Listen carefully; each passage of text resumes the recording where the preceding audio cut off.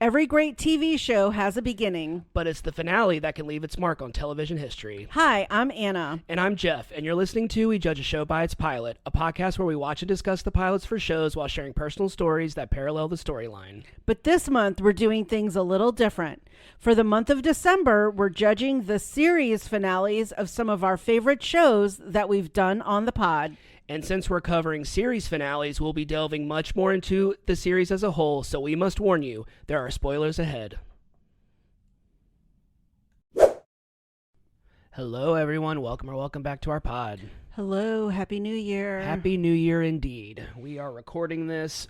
I am not editing it. I am putting together our intro and everything, and we are posting this.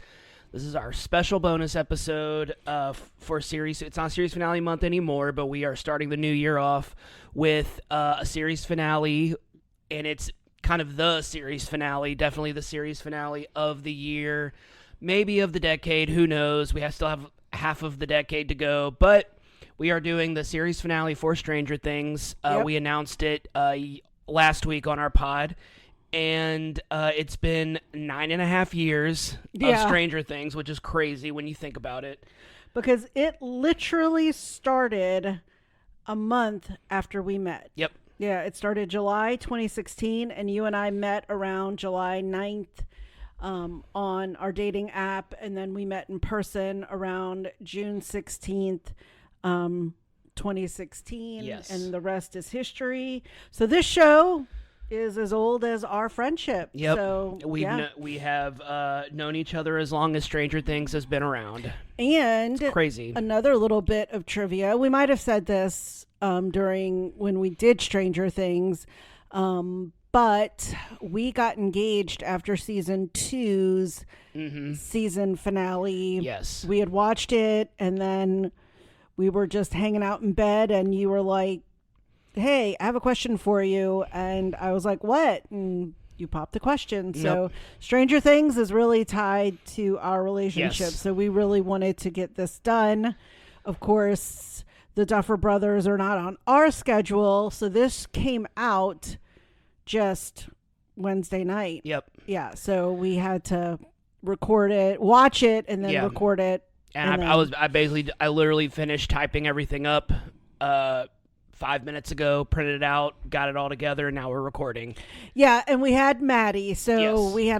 we obviously are not going to record the pod and stuff when she's here, not just because she's here, but we had things to do and family were visiting and whatnot. So this was an emotional one. I will say, I don't think, especially if you're a big fan of the series like we are, we were not completely prepared for this finale just because we weren't ready for it to be over. We didn't want it to be over, but I feel like they did a good job of resolving everything and bringing everything to a close. So since it's only 2 days old, and who knows when you're going to actually be listening to this episode, but this episode is coming out on the 2nd of January, and the episode is only 2 days old, I am going to be going over the plot summary. And even the basis of the plot summary is still kind of a little long, but I'm still leaving so much out because it was a 2-hour series finale. I'm really just giving you the cliff notes of it, the summarized version of it, and I'm also leaving out the little possible twist at the end.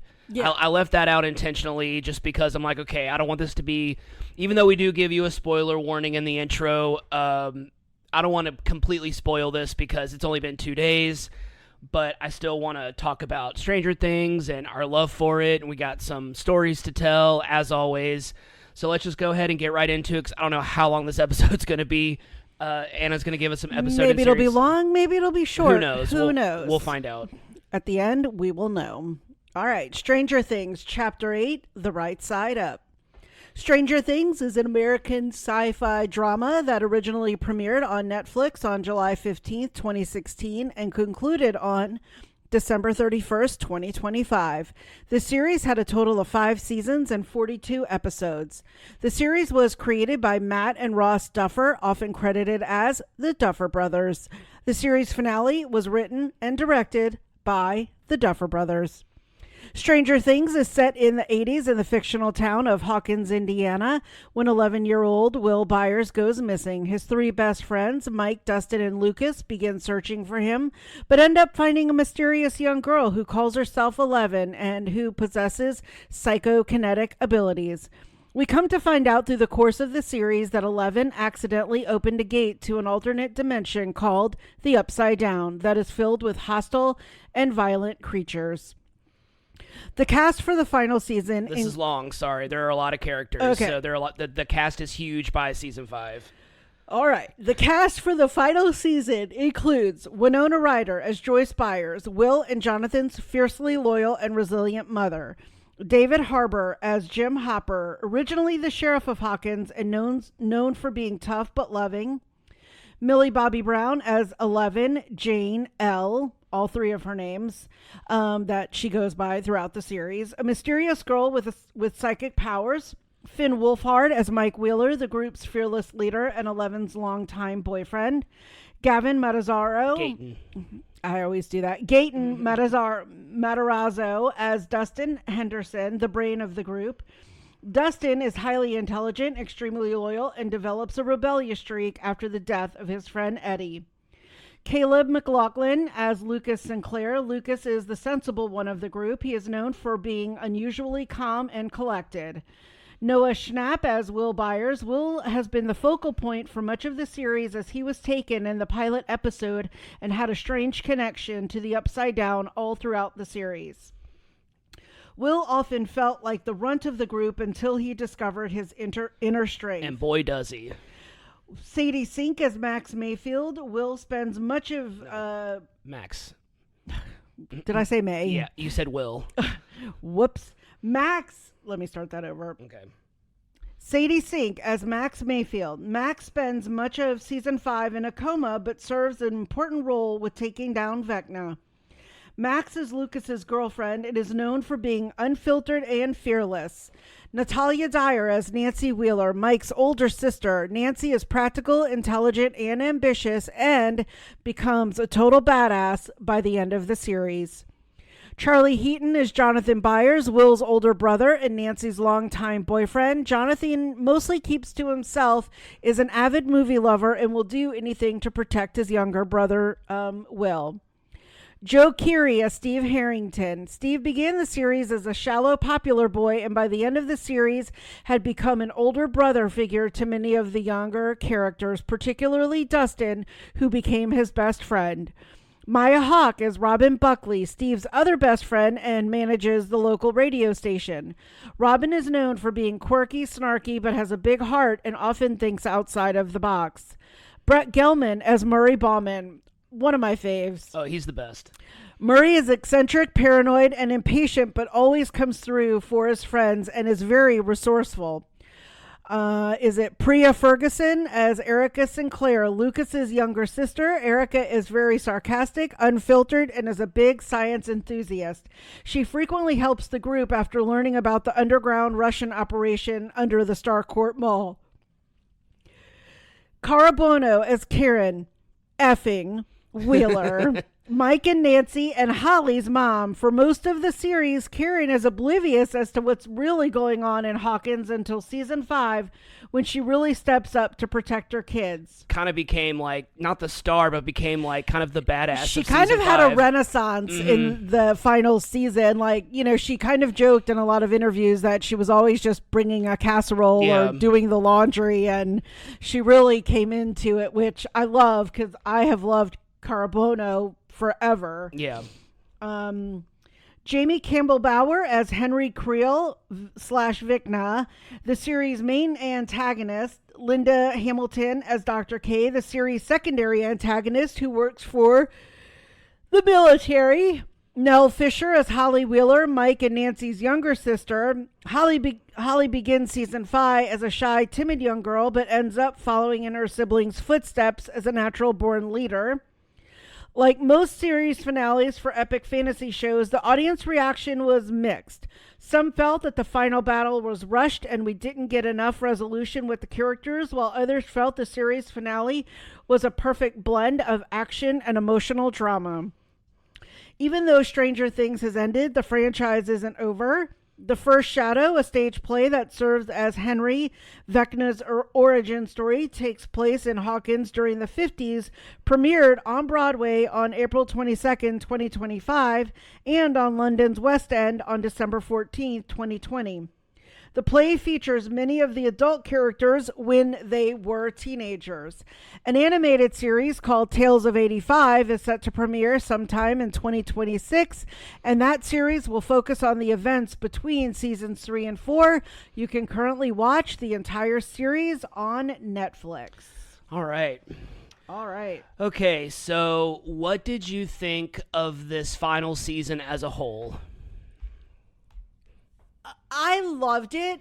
I mean, in the sense of that we were waiting for it for so long. Right. I always go back and rewatch certain episodes, and I had started kind of rewatching everything to sort of, again, remind myself of everything that happened.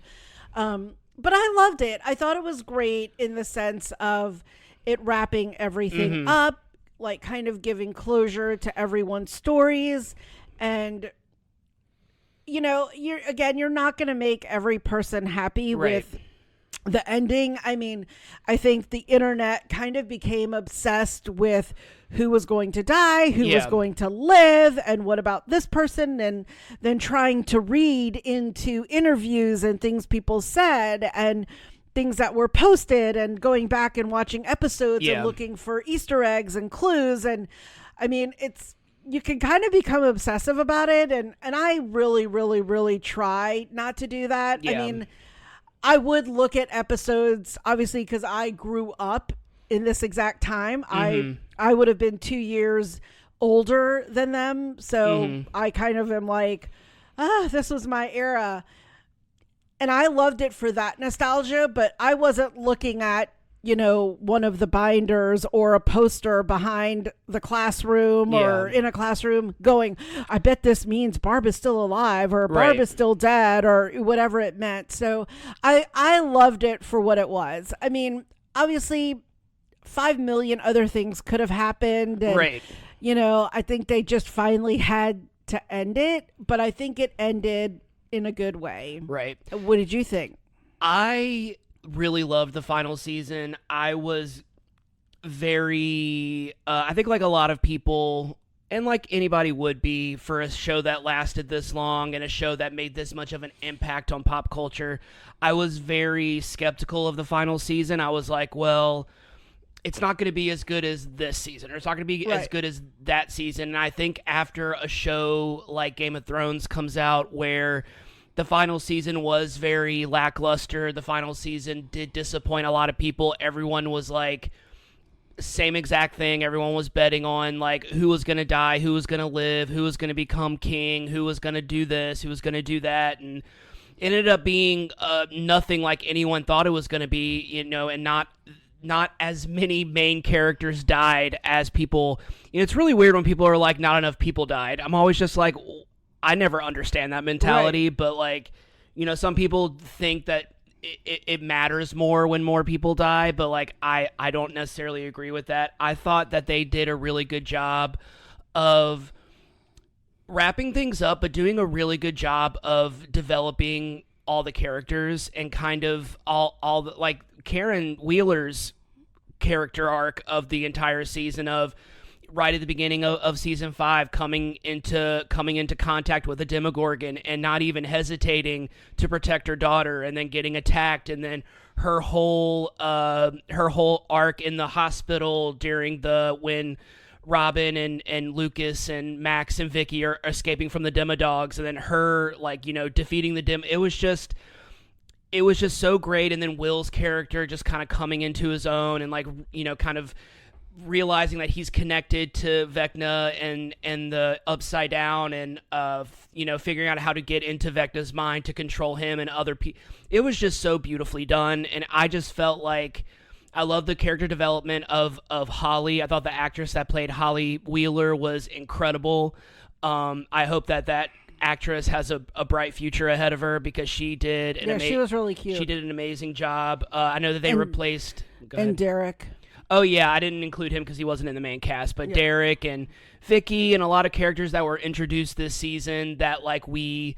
and that were brought back. That got to know and were brought back, and then Mr. Clark, the science teacher, getting brought in. And the librarian. I love that, and and the connection with the librarian, who Hopper also hooked up with earlier in season one. And yeah, it's just really, it's just cool how they did kind of tie it up in a little bow, but they did leave a lot. It did have somewhat of an ambiguous ending. I feel like that there was a little bit of mystery left. There is still, if they really wanted to go back, they could bring it back and do a 90s thing very easily. And I don't know if they did that on purpose. I don't know if they just did that because that's how the show should have ended, just a little bit more open-ended, open for interpretation. But the season as a whole, I loved it. I'd give it like an 8 out of 10. There were some episodes that I didn't love, but I did like. I think the second to last episode, I liked Will's coming out scene. I think it was other scenes where I was just like, okay, y'all are really just trying to stretch out this runtime. I was just like, y'all are really trying to make this episode longer than an hour. But like the Max and Holly and the Upside Down escaping Henry's mind, and they talk for like 10 minutes. Oh yeah, I was... Even before, like, the internet exploded about that scene, I was like, why are they talking? Yeah, you said it. I mean, like... I was like, run, Max, run! And then kind of the whole scene between Jonathan and Nancy was really sweet, but it was also, like, kind of like, okay, like, how did the splooge stuff become rock solid? Like, I didn't understand that, and... there were... How did the table survive and yet floors and stairs were collapsing? How did they not sink? Like, there were some things where I was just like, okay, but... And that's where I try not to be like the internet, like really getting hardcore into those, like... I mean, we accept the existence of Vecna and Demogorgons. Like, why, question other things? And I try to do the same thing, too. I try to be like you and not... think too deeply into things, but it's hard not to when you've just been so invested in a show. Oh, but yeah, as a whole, I loved every episode in its own way. Escape from Camazotz might be like one of my favorite episodes of the entire series. That was such a good episode. And then the Sorcerer was an amazing epised that became viral. Took my breath away. We were crying, we had chills, like we rewound it like 5 times, and we just kept watching that clip of Will holding up the Demogorgons, and it was just like such an epic scene.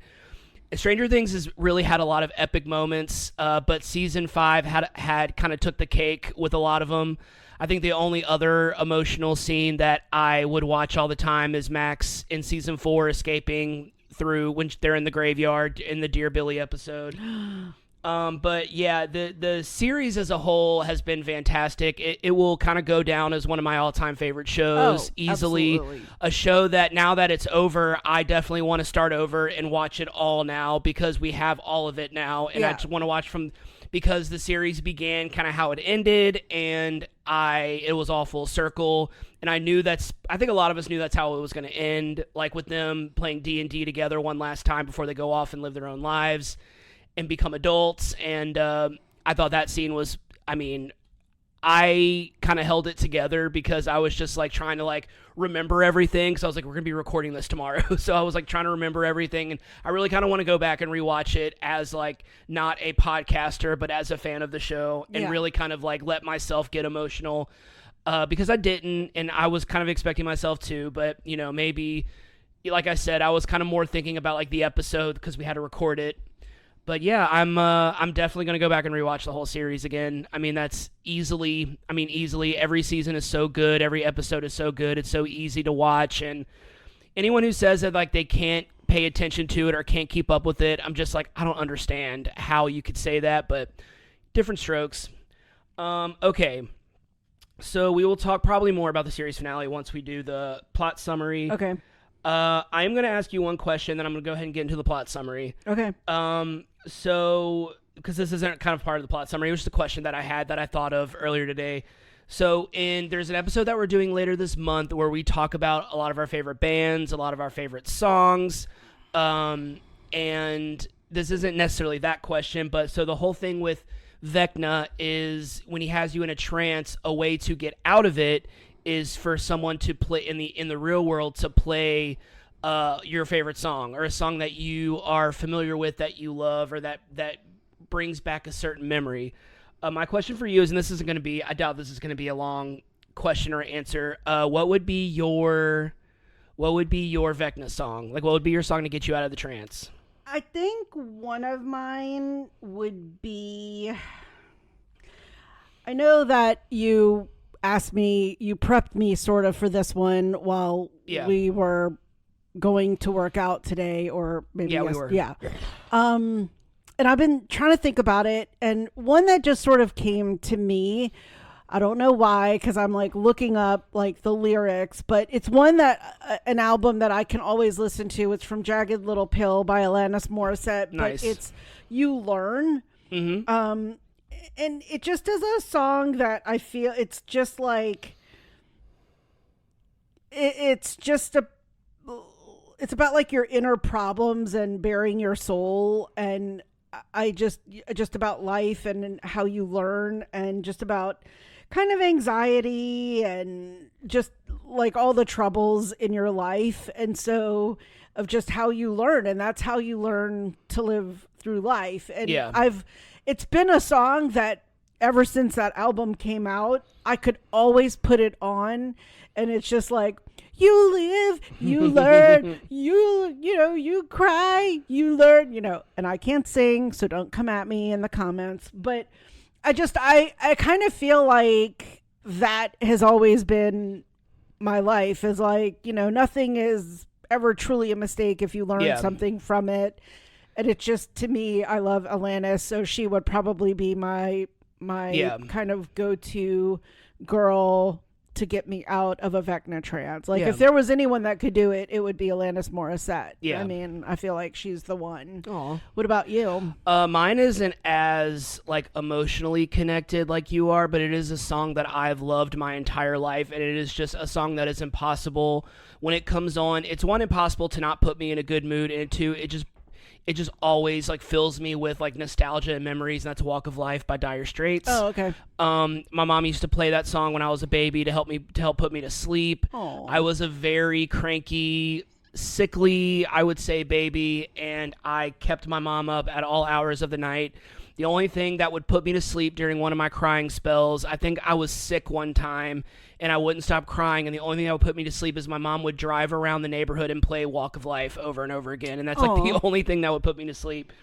And much later on in life, I loved that song so much, and I think one time it came on in the car on one of like my mix CDs, and my mom was in the car with me, and she told me that story, and I was like, oh, I guess I've just always had like some type of connection to this song. It's just a very first of all, it's just a very catchy song, and it's not really I could probably look up what it's about, but like it doesn't really, the meaning behind it doesn't really affect me. It's more of just like the memories that it brings and the feeling that it gives me of just feeling happy and reminding me of like, back when I was younger and when things were a little bit, more innocent, things were a little bit easier, and I would just listen to the song over and over again. So that's mine.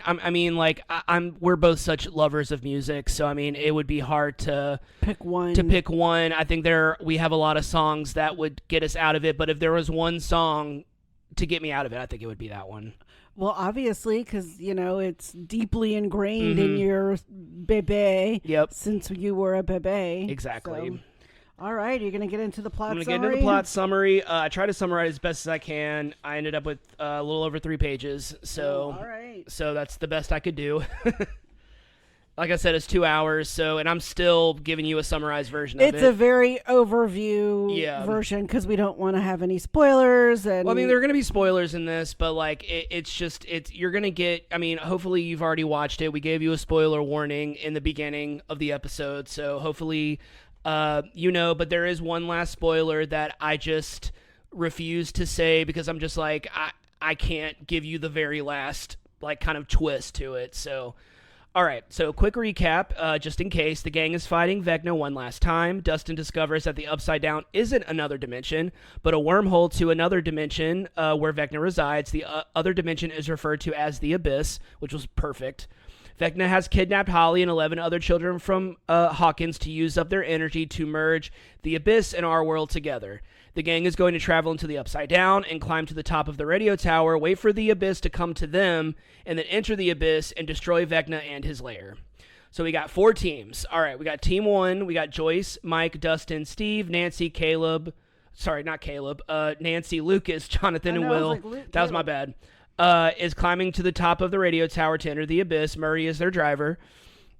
Team 2 is Hopper, 11, and Collie. So 11 discovered that Collie was being held at the Hawkins lab, I think at the end of episode 4, at the end of volume 1. They're at Hawkins lab in the Upside Down to enter a sensory deprivation tank so they can enter Vecna's mind. Team 3 is Erica and Mr. Clark, the science teacher. They're up in a clock tower across from the military base to keep watch and to control the gates.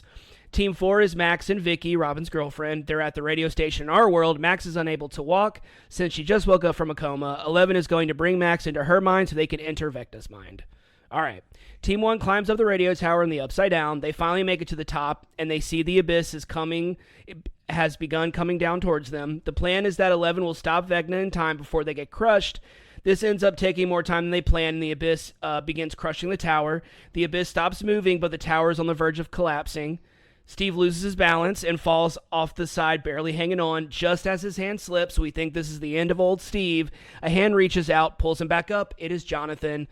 My heart nearly leapt out of my chest. I was like, it was like when Max was originally waking up in Dear Billy, where like I was like holding my breath, and then as soon as Jonathan lifted him up, it was like, I could breathe again. It was very sweet. Team 2 enters Hawkins' lab and finds the tank. 11 and Collie prepare. 11 talks to Hopper and tells him that she'll always be grateful for him taking her in, raising her, and loving her like a daughter. She tells him that he needs to trust her judgment, even if it means she will die saving them. 11 and Collie enter the Void and bring Max in with them. Max acts as their guide through Vecna's mind. They enter Vecna's mind. They finally find Vecna and the 12 kids. 11 knocks out Vecna because causing the kids to snap out of their trance. Collie uses her power of illusion to hide her and the kids while 11 fights Vecna. She stalls them off long enough so they can all escape and head to the cave where Vecna is too afraid to enter. Vecna uses his power of manipulation to show Hopper the conversation between Collie and 11 that they had in the previous episode, where they agreed to sacrifice themselves to save the world. The military will never stop trying to find them and use their blood to make more super babies, so if they're gone, then there's no more experiments. Because they're the last ones, other than Vecna, who, they're not going to try and, they're trying to defeat Vecna. Vecna also manipulates Hopper into thinking 11 is injured and bleeding. He ends up pulling 11, Collie, and Max out of Vecna's mind, leaving Holly to lead the kids into the cave. Vecna finally enters the cave despite being scared of the cave itself. He enters the cave, so Holly leads the kids into the underground cavern where we see a memory of young Henry trying to stop a man from shooting him. Young Henry has no choice but to kill the man. He notices the man is holding a suitcase. His curiosity gets the best of him, and he opens the suitcase and sees a glowing rock. Henry picks it up, and the rock consumes him, showing us how Henry originally got his powers. Will enters Vecna's mind, telling him that it isn't his fault, and it's not too late to change. We learn that Vecna is really under control of the Mind Flayer, and he refuses to change because the Mind Flayer has showed him the truth. Vecna awakens, as does the Mind Flayer, and the battle begins. Super summarized version. After setting it on fire and causing several explosions, the Flayer is defeated. Vecna goes after the group, but is stopped by 11, who entered the Abyss. Vecna is then impaled by a rock. Nancy and Mike find Holly and release her, as well as the other kids. Vecna wakes up, shows that he is still alive. Joyce takes the axe and says, "You effed with the wrong family," and begins hacking at Vecna's head. Each blow, we see each character, and that character remembering someone close to them that died due to Vecna in the Upside Down. Joyce and Jonathan remember Will being taken and being possessed. They also remember Bob. Nancy remembers her bestie Barb. Dustin remembers Eddie. Lucas remembers Max being in a coma. Joyce completely severs Vecna's head, and that's it. Evil has been defeated. Everyone leaves the abyss as Murray sets up explosives in the Upside Down to destroy it once and for all, setting it to a timer attached to a record player playing Purple Rain. As the group is escaping the Upside Down, they re-enter our world. What? The first song is When Doves Cry. The album is Purple Rain, though. Oh, okay. They're playing the entire album of Purple Rain because Purple Rain plays during the scene I'm about to. Okay. It begins with When Doves Cry. Yes. As the group is escaping the Upside Down and re-entering our world, they enter our world and they are stopped by Dr. K and the military. All they want is 11. They want to capture her and use her blood. Everyone turns around and sees 11 at the gate in the Upside Down. She brings Mike into the void to say goodbye to him one last time.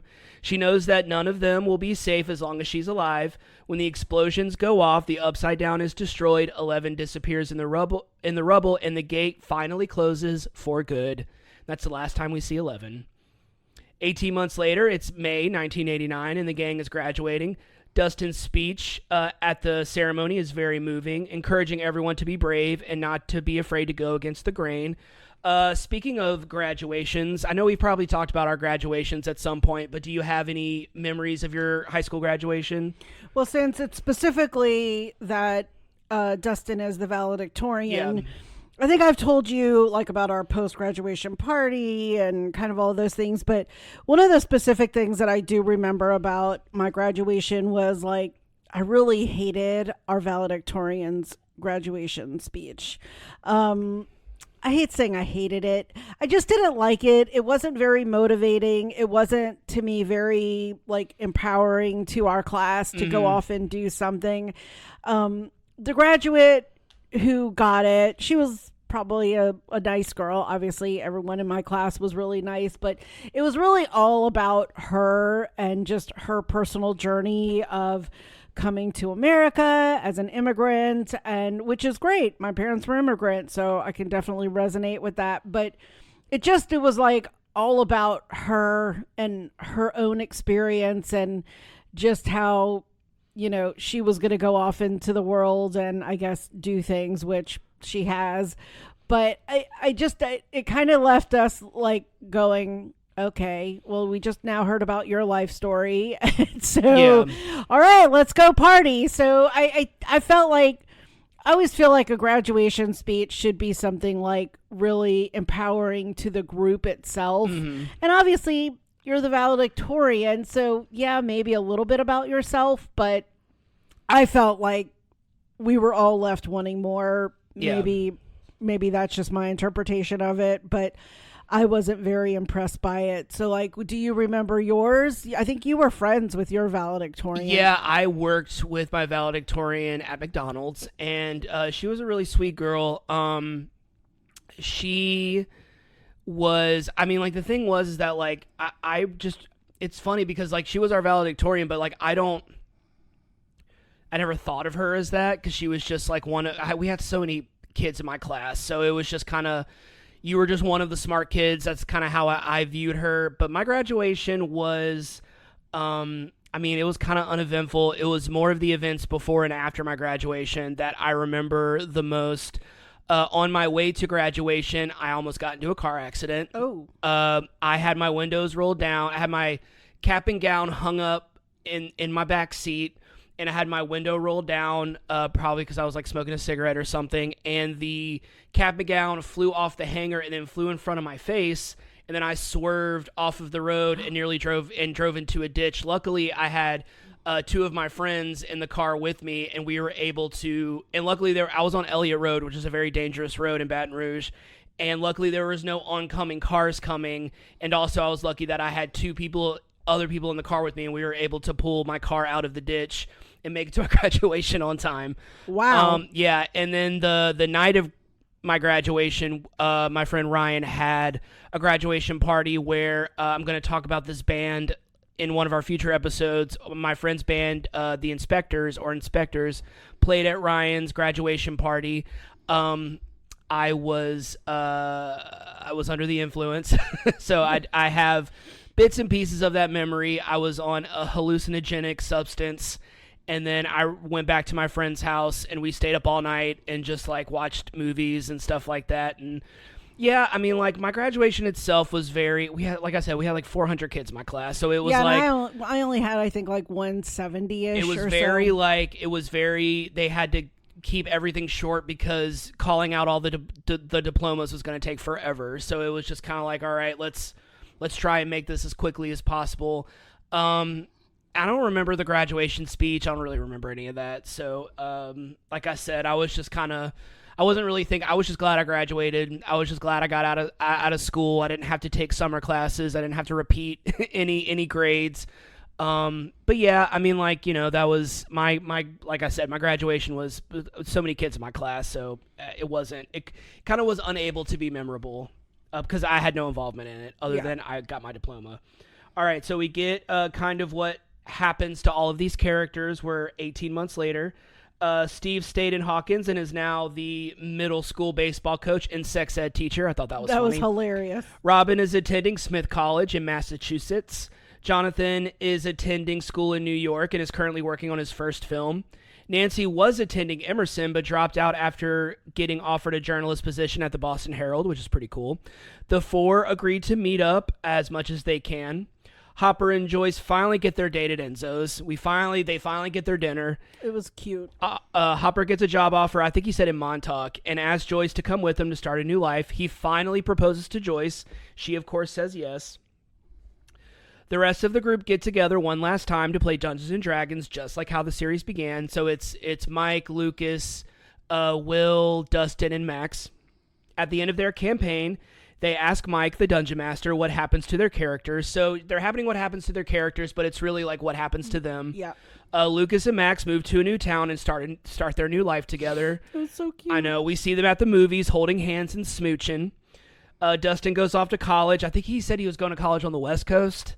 He said he was going halfway across the country, so I'm assuming that's the West Coast, but keeps in contact with everyone. He and Steve are seen about to go on a road trip in an RV.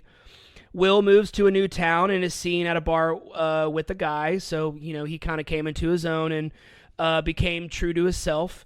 Mike, the storyteller, says he will continue telling stories. We see him typing in his college dorm room. Full of tears, the group puts away their character notebooks and leave the basement. Just as they leave, Holly and her friends rush downstairs to begin their first campaign. Mike watches as they begin their journey and making memories they'll never forget. End of series. So there is one last twist when Mike is saying what happens to all the characters. I'm not going to tell you what it is. I figured I gave you enough spoilers. You can go and watch the episode and see it for yourself. It is 2 hours long. If you haven't watched it yet, go watch it now. I'm sorry if you haven't watched it yet. I gave you enough spoiler tags. I have one last question before we do this, before we end this out, and I believe talk about what our theme for January is going to be. Okay. Because even though we've recorded all those episodes, we still haven't announced what our theme is. So, with all of this, particularly I was thinking about when it was Steve, Robin, Jonathan, and Nancy on the roof of the radio station where they have kind of gone off and they're kind of reuniting for this and kind of talking about how they promise to keep in touch and reunite every now and then. And kind of got me thinking about your friends from high school, your childhood friends that you kind of reunite with later on in life, and kind of that moment where you realize that things are different and that maybe not in a bad way, not necessarily in a good way, but just that they're different and that you're not who you used to be. Is there a time where you specifically remember thinking that or feeling that way? Oh, absolutely. I mean, and for me, I felt like it came in various waves over time. I mean, I graduated high school in 1987. Like I said, I was 2 years older than the Stranger Things, the four guys. But, I think when you're that age, you just don't, again, really know who you are yet, kind of like Will. And I think that's why that was such a big arc and why I think it was really important. And kind of what I also told you when we were discussing the questions is that something I'm a little jealous of kids these days is that they are very empowered of not being afraid of saying who they are or what they feel. Now, sometimes it's nonsensical. I'm anxious today because I had to wake up and go to school. We all have to do that. But again, I don't want to diss on, anxieties and stuff like that. But I definitely feel like this generation is much more open and free to say those things where back in the 80s, we just weren't. It was like, you do this and you feel this way, and if you don't, you're bad, you're stupid, or whatever. And I think that even goes with who your friend groups are. Yeah. I mean, sometimes you're with your friend groups because those are the people that you grew up with, or that live near your house, or that you had classes with. But I definitely have come to realize that some of my friendships weren't always the best for me, and that I had friend groups because of convenience. Right. And,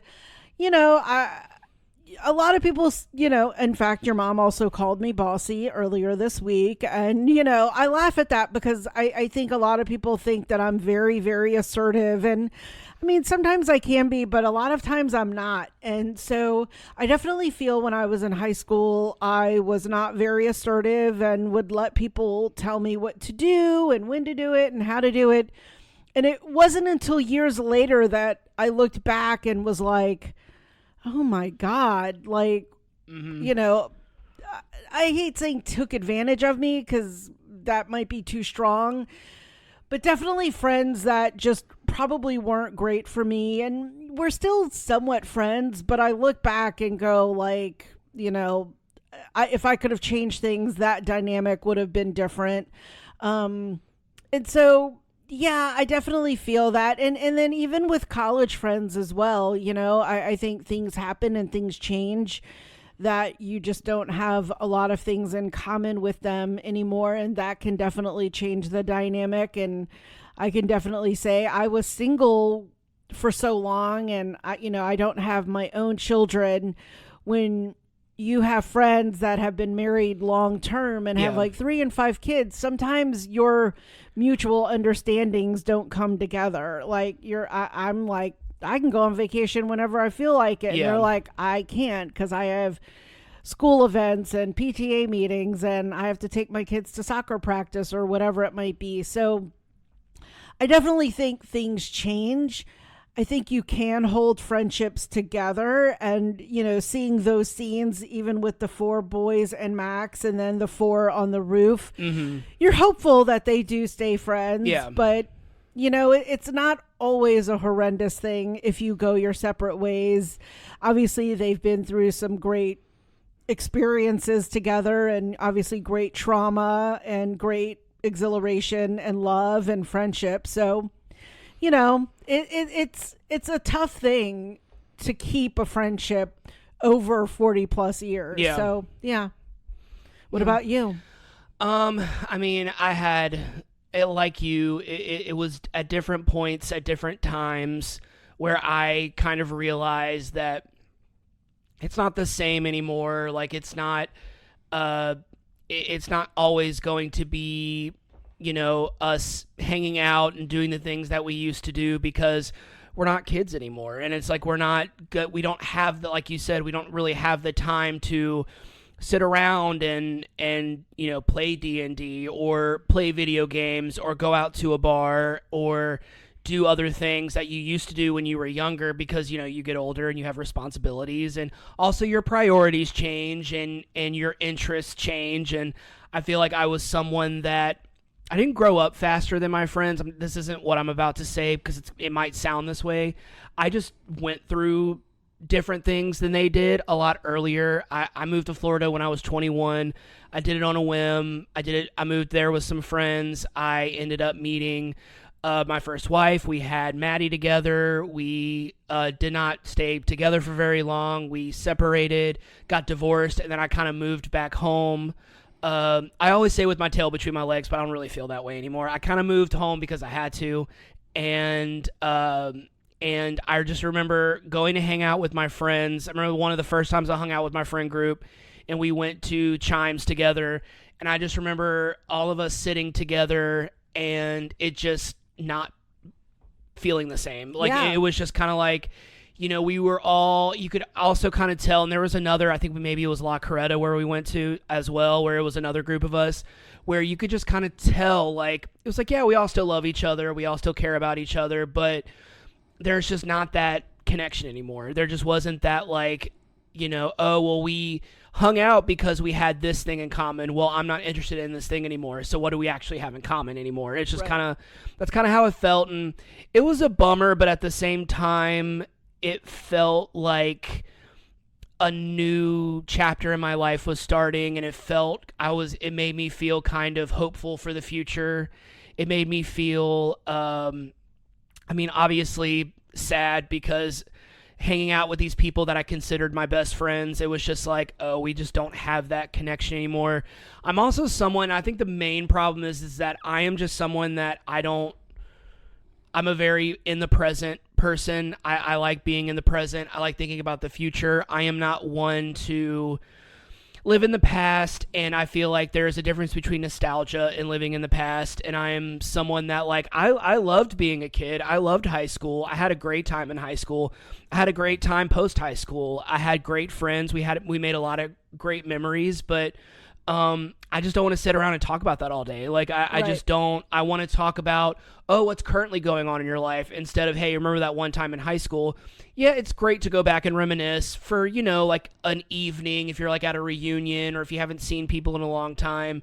But when that is like the only conversations you're having with these people, it's like, are those really still your friends? Like, or are they just like, are they just like ghosts of your past or something like that you just keep being reminded of all of these things that I'm not trying to forget my past, but I'm not trying to dwell in it. So, I think that's why I'm so, when people, especially like, my family, or when my sibling, or when someone like wants to talk about something from back in the day, I always kind of like let out a sigh or maybe roll my eyes. So I'm like, I don't want to talk about this. Like, right. And it's not that I'm ashamed of it. I just like don't dwell on it. So I'm just not thinking about it. But yeah, there were different times where I tried to hang out with my old friends, and I'm just like, this just isn't the same. Like, it's just not. There are plenty of people from my past that I'm still friends with. There are plenty of people I went to high school with, or that I met in my 20s that I'm still friends with. Nick Peroni, #1 fan of the podcast. I met him probably back in like 2009 or 10 or something like that. I've known him since forever. So I did meet him in my adult years, so maybe that's different. But like, I have plenty of, like, I still have Blake. I still have other people that I'm still friends with. So yeah, there's that. But for the most part, I would say about 90% of my friends from high school I don't really talk to anymore. Yeah. And unlike, I feel like you have been able to maintain your friendships, and I feel like that y'all have been able to maintain these friendships because y'all continue to create new memories. And I will say that particularly for my current New Orleans group of like Tara, Colleen, Tony, Lori, and then, I didn't go to high school with Darnell, but Darnell through Lori. Yeah. I knew Lori since junior high, and then Colleen and Tara, we were just acquaintances in high school. We never hung out. And then it wasn't until like 2012 when Tara got really sick and people asked me to try to find out what happened. It was kind of through her, being in a coma that we became friends. That sounds crazy. I can go into that story another day. But I think that's actually a good way to look at it, is like, we don't have a lot of high school memories to keep going back to. All of ours are current. Whereas some of my other friend groups that I had in high school, when we meet up, a lot of it is oftentimes, oh, remember when that happened or when that happened? And I definitely can feel you on that. So, yeah. All right. This ended up not being that long of an episode. I'm kind of glad, because we didn't reveal too much, and we really just wanted to talk about Stranger Things for a little bit. Show that means a lot to us, and a show that we both love very much, and a show that we will probably never stop watching. You'll leave for work here in a minute, and I'll probably turn it on. So, yeah. Yeah, so before we wrap this up, let's talk about January. We are technically in January, but we can go ahead and talk about what you can expect from us for the next 4 episodes. Yep. So this was an idea that, I think I've talked about this in one of our January shows that we already recorded, but a lot of times Anna comes up with the ideas for our themes. Sometimes it's collaborative. Every so often I come up with the theme. This was one of the ones where I think I came up with it. Maybe I came to you. Maybe it was a collaborative thing. But I specifically wanted to do it specifically for a particular show that's going to come out in 2 weeks. but we are doing our favorite shows of 2025. Yep. We had four shows to choose from, so Anna chose 2, I chose 2, and next week it's going to be Anna's first choice. We're both really excited. The episodes we've recorded have been really good and have been a lot of fun, and we had a lot of fun this month rewatching these shows, and it's been a great year for the podcast. We started going from 8 episodes a month to 4, which has been really great on us, and we've been able to give you more quality episodes and giving us more time to come up with themes and to watch shows, that we're not running out of questions and stories to tell. I don't feel like we'll ever run out of stories to tell. Oh, no. Just an infinite amount of stories, and we are looking forward to this new year, and we can't wait to come up with more themes and watch more shows and give you more episodes. Yeah, I'm excited. So I'm excited too. So tell your friends about the pod. Tell your friends about the pod, and here is to another great year. I love it. I love it. I love you. Okay, I love you. All right, that wraps up this episode. Thanks for tuning in. If you haven't already, go ahead and follow us on whichever platform you're listening to this podcast on. That way you'll be notified every time we publish a new episode. You can also follow us on Instagram at WeJudgePilotPod. We're also on Facebook and Threads. You can leave us a comment, suggest a show for us to watch, or leave some emojis in the comments. What you got? All right, I have the worm. Of course. And the hole. Okay. The water and salt for the pool of water that the sensory tank that 11 gets in, the radio, the wheelchair, the clock, the hand, the suitcase and the rock, the fire and the axe for Joyce. Nice. The graduation, any of the kids with the graduation caps, the ring for when Hopper asked Joyce to marry him, the dinner plate and the wine, the dragon for the last Dungeons and Dragons, the record. I don't even know I think there is a record, like a record album. And then the prince, the dove, and the crying emoji. Nice. I'll just say the purple heart, just because we love Prince. Yes. And then the rain emoji. Aww. So for purple rain. All right. Well, we are going to head out, but we'll talk to you soon. Thanks for listening.